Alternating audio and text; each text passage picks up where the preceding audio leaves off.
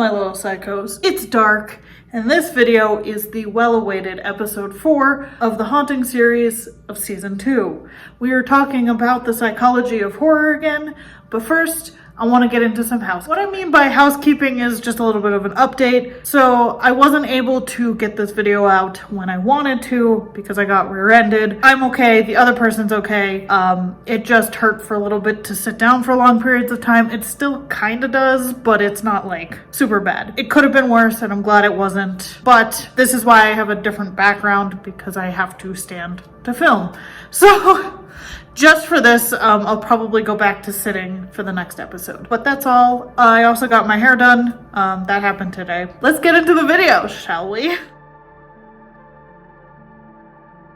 This episode, we are going to be talking about the psychology of fear, explaining the science behind horror, media, or entertainment.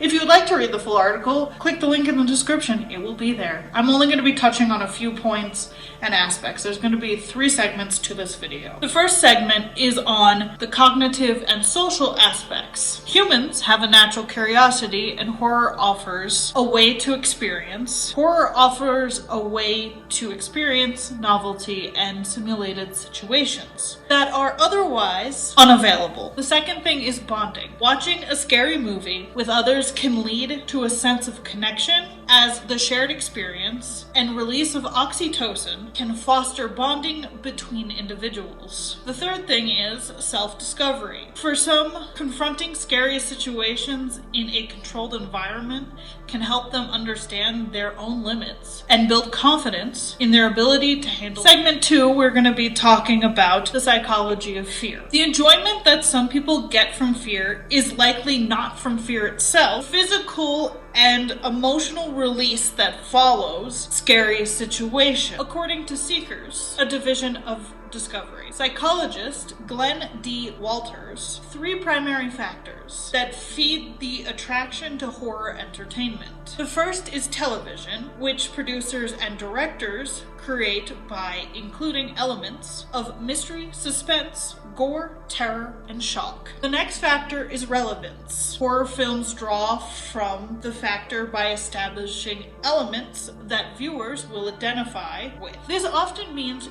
universal relevance, which plays on the psychology of fear and death, and the unknown, or cultural relevance of social issues. Walters says that the viewers also can experience personal revelation, identify with the protagonist, or condemn the antagonist. The last factor Walters identifies is unrealism. Although horror entertainment has become more graphic in recent years, viewers realize that they are watching is fake. Movies and TV shows use certain camera angles, soundtracks, and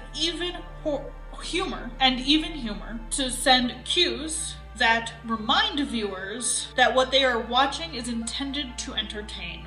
The last segment is talking about the biological reaction to fear. In the brain, fear causes a chain reaction that begins with stressful stimuli and ends with the fight or flight response. This response is mostly automatic, meaning that people do not consciously know it is happening. Because the brain is highly complex and transfers information constantly, many cognitive processes are involved in the psychology of fear. However, Smithsonian identifies some of the key players. The first player is the thymus, determines whether income sensory data should be sent in the body. The sensory cortex is number 2. Interprets the sensory data. The hippocampus can store, retrieve memories, and process stimuli to give context. The amygdala determines possible threats and decodes emotion while sourcing fear memories. The hypothalamus activates the fear or flight response. These biological components work together to identify fear and respond to it. But there are also psychological elements that drive people to seek out horror entertainment. So now that we've learned a little bit more about the fear of psychology, maybe in season 3 we can go deeper